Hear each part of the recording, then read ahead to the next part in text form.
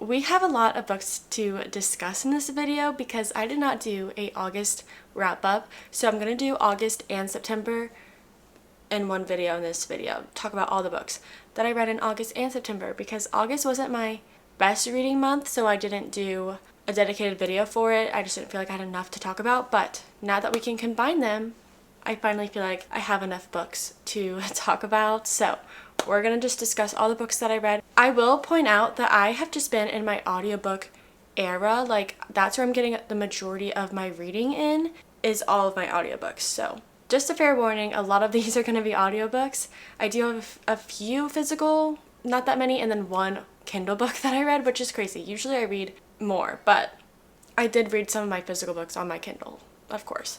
My little toxic trait that I do that I'm trying to break. Anyways, let's just discuss. First, we'll start with August. Let me go to my little Goodreads. I actually started the month off pretty strong with Finley Donovan is Killing It. I did not expect to like this book as much as I did, but I was obsessed with it. I finished it so quick because I loved it so much, and that's how you know it's a good audiobook. Like, usually I'll listen to it here and there. This one, when I know it's good, I have my headphones on anytime that I can. The headphones are on and I'm listening to the audiobook. Getting ready for bed, I'm listening to it. Doing the dishes, I'm listening to it. Doing my makeup, I'm listening to it. Like, any time that I can be listening to it, I am. And that's how I know it's good. And that was how this one was. So this book follows Finley Donovan, who is a struggling author and a recently divorced single mother who is just kind of just going through it. Like, she's just having bad day after bad day, like bad events after bad events happening to her. She's struggling with money because she can't figure out a plot for her new book. Like, she's trying to come up with like a romance plot, I believe, and she's just not feeling it. And so she kind of does a 180 and she tries to pitch a thrilling suspense murder mystery novel to her, what are they called? Publisher, I think, to her publicist. And a different lady overhears this conversation because they have it at a cafe, and she thinks that she's talking about a real life situation, not a fictional book, and she thinks she's a contract killer. Can I say that word? She thinks she's a contract, you know, where they like off people's husbands and stuff. So she hires Finley to off her husband, and Finley's obviously not a contract, you know, but she needs the money. So she kind of just finds herself in this limbo of, do I do it, do I not? And then things just kind of unravel, and she finds herself in these situations that she does not expect to be in. And she's also kind of like, oh, I can just use this for my novel, and kind of stuff like that. So it's very interesting. I loved Finley. She was very likable and just like relatable in a way. And yeah, it was just so entertaining. And it's a series too, so I do want to read the second one. I listened to this as an audiobook, so I have the second one on hold for Libby. It just goes by so fast, and it's so entertaining and enthralling. I ended up giving this one 4 stars, and I'm super excited to continue the series eventually. Then I listened to First Lie Wins, which, like, I remember so much that happened in this audiobook, but at the same time I'm like, do I actually remember what happened in this audiobook? At the time, I rated it 4 stars, but now looking back on it, I think maybe like a 3.5 star would be more accurate. I did really enjoy the book. I just don't remember much, honestly. Like, it's just not very rememberable. It was good though, however. So I don't know, I'm kind of on the fence about that one. But basically, we're following this woman who, it's kind of difficult to explain, honestly. I'll try my best. She has a fake identity, and that is that's who she's living as. So she's going by the name of Evie Porter, and she's living this identity, and you learn that she kind of works for this, it's not super legal, I don't believe. She works for this organization where the man like hires people to have new identities, and then they go to a job as that identity, and they get like either information, documents, or whatever that the main guy wants. Like, he's like some political guy or something high power that he likes to know things, likes to have tea on people and all this kind of stuff. So he hires these people to go pretend to be someone else and steal things and get documents for him, basically. So our main girl is an employee of this man, and she gets different identities. She goes to different jobs, she gets what she needs to get, and she leaves, and she continues that cycle. However, this time it is a little bit different because she actually likes the person that she is with a little bit. Like, she's dating this guy to get something from him. She doesn't know what it is yet, and she is kind of like, I don't think this guy's bad, I don't want to steal from him. And then also her past kind of creeps up on her in a way, and you start learning about her past. She's trying to protect her original identity because she doesn't want to do this job forever, but then there's a lot of conflict involved in that. There's conflict with the guy she is supposed to be getting something from, and a lot goes down and a lot happens. And it was interesting. It was a little bit predictable. I liked it though. I rated it 4 stars, like I said. Maybe a 3.5 just because like I don't remember a lot of the details, and I don't think I would read it again. But it was a good book, I will say. Like, it was entertaining as an audiobook. Maybe if I had read it with my eyeballs, it would have been like in here a little bit more. I don't know. That's probably just a me problem. But I did like this book, actually. Then I listened to Yellowface, which was another pleasantly shocking surprise for me because I was not sure how I was gonna like it. I went into it pretty blind, like actually completely blind. I heard that the audiobook was good, and I said, okay, I'll listen to it, and I put my hold on it on Libby, and I got it, and then I listened to it, and it was really good. It was different than what I expected, but it was very good. You're following Juniper, who is an author, and she has a famous author best friend that passes away in her presence, and kind of in the chaos of the death and aftermath of the death, she finds her friend's manuscript, unfinished manuscript for a new book she was writing, and our girl Juniper is like, well, I'll just finish the book because this girl's not going to be here to finish it, RIP, and why let a good book go to waste when she could finish it, you know? So she finishes the book, she publishes the book, and things kind of spiral once she publishes the book because she kind of goes through like an identity crisis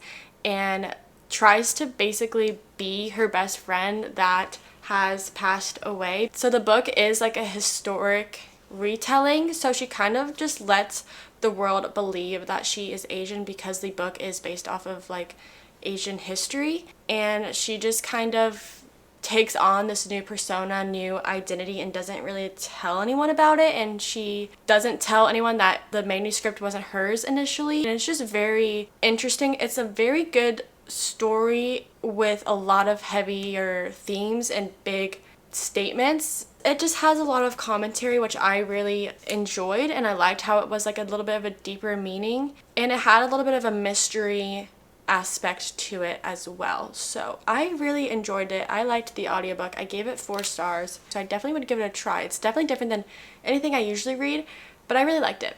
Now we're getting into a few of the physical copies. These next few books I read in my, what was that video? It was forever ago. Like reading like new releases, but also in a book slump, trying to get out of a book slump video. I'll link it up here if you're interested in my detailed thoughts and opinions and reactions.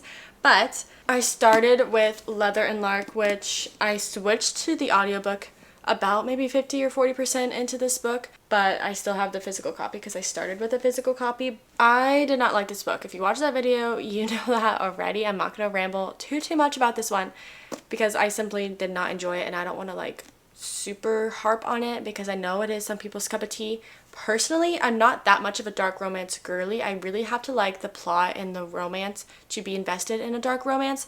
This, I did not care about the plot, and I didn't really care about the romance just because of the trope that it was, I guess, and like the guy in this book just wasn't really my kind of thing. I thought Butcher and Blackbird was a lot more plot heavy and a lot more like stuff going on, and like the romance was a little bit of a sprinkle here and there, not so much like insta love, which I think those tropes and that kind of plot line is just what I enjoy more. This one I just didn't really like, so I gave this one 2 stars. Unfortunately, hopefully I like the third one a little bit more than this one, but yeah. Next I read Tangled Up in You, which is a Rapunzel retelling. It was really cute. It is exactly like what you expect a Disney modern day retelling to be. Like, it's gonna have cringy parts, it's gonna have unrealistic parts, I guess, even though it's modern, and it was just cute. It was like a cute little fun read. It just took me a while, actually. It was supposed to be like a quick read, I expected, but it kind of took me a little bit to finish it just because I was a little bit bored at times and a little bit cringed out at times, but it was cute. A majority of the time it was just cute. So I ended up giving this one 3.5 stars. It's in that video again if you want to hear more of my opinions. We have a little friend here now, so just don't mind his little head bopping up and down. But then I read Reckless in that video, and I really enjoyed Reckless. I was scared it was going to be not as good as Powerless. I mean, I still gave Powerless 5 stars, and I gave this one 4 stars, but it was everything I expected and a little bit more, because I wasn't sure where this was gonna go. If you read the first book, I was scared for it. I was excited, and then sometimes I was a little bit bored. Only through like one little section of the book I was a little bit bored, because some of these scenarios were just repeated throughout a lot of this. I mean, it made sense to me because of their internal conflicts and like what they're going through as individuals, but it was kind of like a lot of repetition and a lot of back and forth. I can see if some people wouldn't like that, but I didn't care too much about it. It wasn't dragged on like too long for me to like really be annoyed by it. And I love their banter. I love like all of their cute little scenes, like the sewer scene. I just love Kai so much, and I love Peyton, and I need the 3rd book immediately.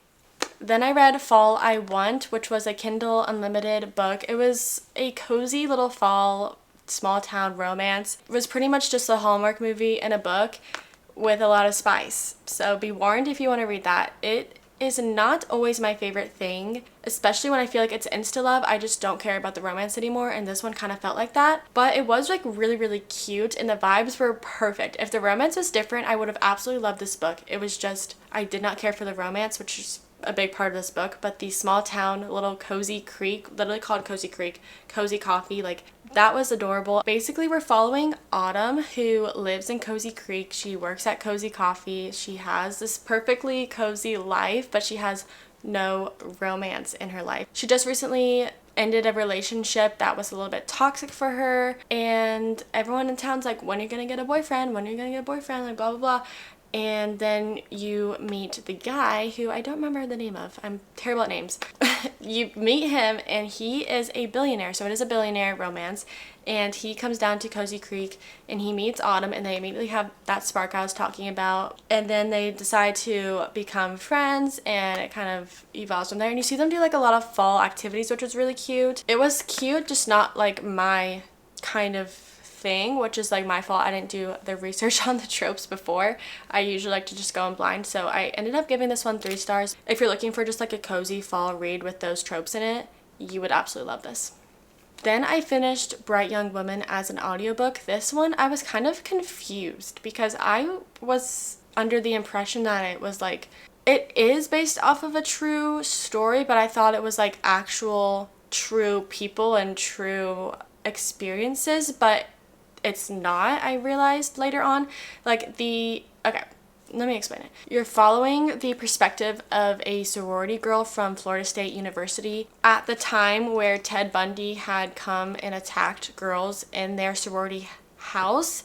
And you just kind of see what unfolds after something so traumatic happens. And the girl that you're following in the sorority is kind of like the head girl. She is very like in charge of the things that happen there, so she kind of takes charge and leads people through this traumatic event. And she also happened to get a glimpse of the guy who broke into their sorority house, so she's also involved in the investigation. And you're also following another girl who believes that her best friend was also by Ted Bundy, and she is trying to get justice for her. And she hears about this attack on the Florida State sorority, and she comes down and offers her assistance, and she tries to like make an alliance with Pamela, the sorority girl, and they kind of just trying to go through this investigation together and get justice for both the girl's friend and the sorority sisters.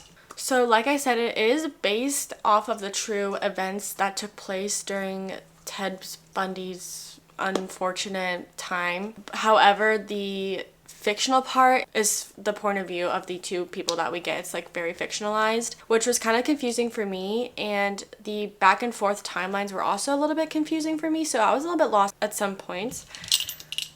But I do think like the idea of the audiobook was nice. The author just really tries to show how sick and twisted and awful this guy is, and that what he did was absolutely terrible and wrong, and it makes you feel so many things throughout the book, and it just gives you like a little bit of a different view on this person and what happened. And it also highlights a lot of like how the justice system went down and like incompetent law people at the time. Like a lot of things fell through the cracks, and it just kind of shows everyone's wrongs basically at this time.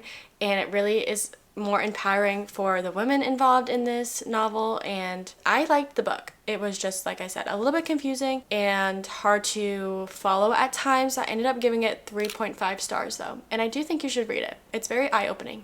Next, a little bit of a disappointing read. I was so upset. I read The House Across the Lake by Riley Sager. I was into this book. It gave me very much The Woman on the Train vibes, because you are following this woman who has a drinking problem. She's an alcoholic, and she is watching this house across the lake from where she lives, and she's watching this couple. She kind of notices them fighting and like weird things going on across the house, and then the woman in the couple disappears, and she's like, what the heck? So she tries to solve the case and figure out where she went. I really was into this book. I was loving it until the ending. Oh my gosh. The ending just made me so annoyed. Like the twist, one of the twists was interesting. You get like a snippet at the beginning of the book that later comes back in play at the end. Like you get a glimpse of the future pretty much, and then it like goes back in time. And the way like that was pulled together and like how that developed was very interesting, and it shook me. I did not think that. However,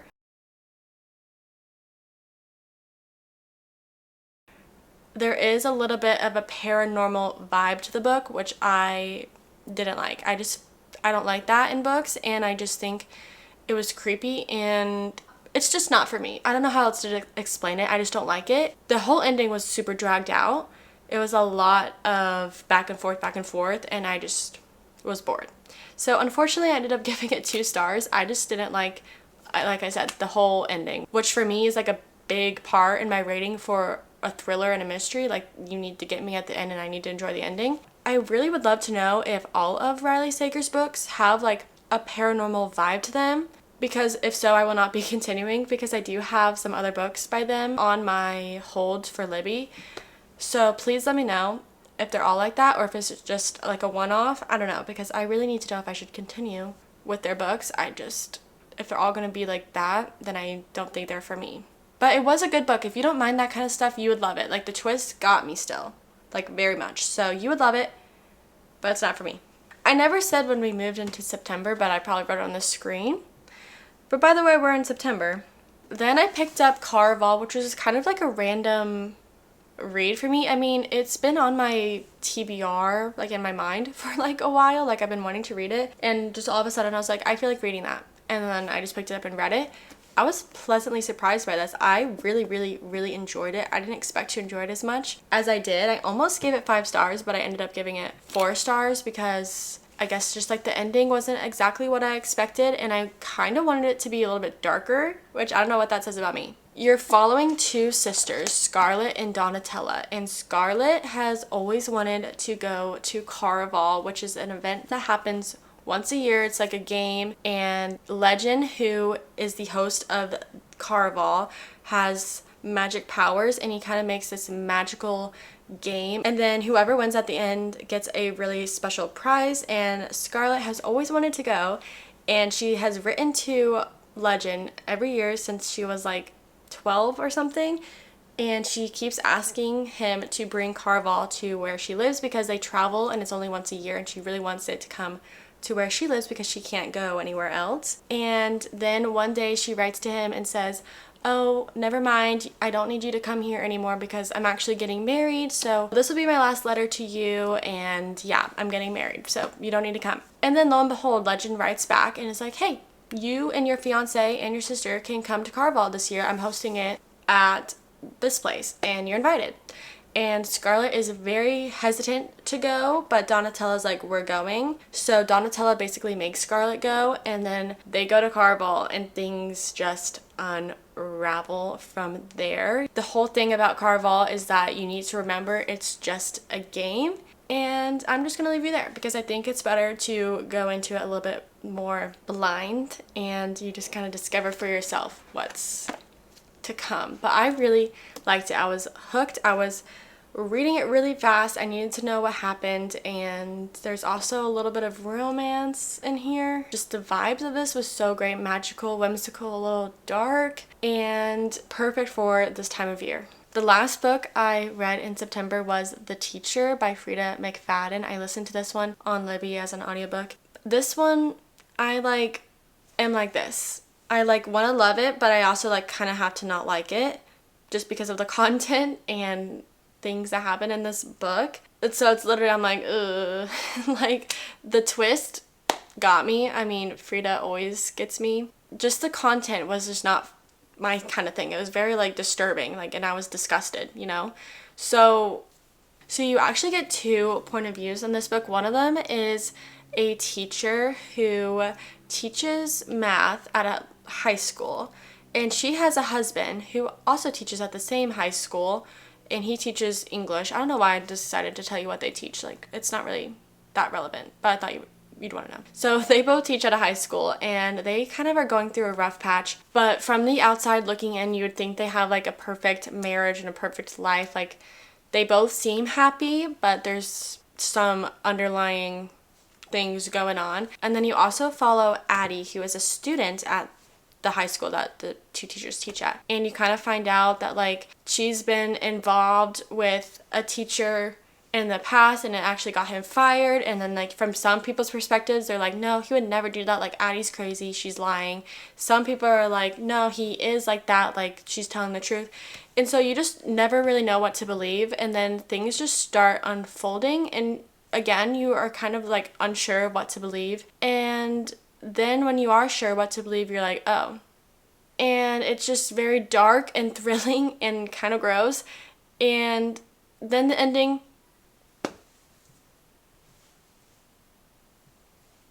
it's just crazy. I mean, I don't really want to say too much because I don't want to give anything away, but just beware, if you don't I don't even know how to explain it. Maybe just look up trigger warnings because it's a lot.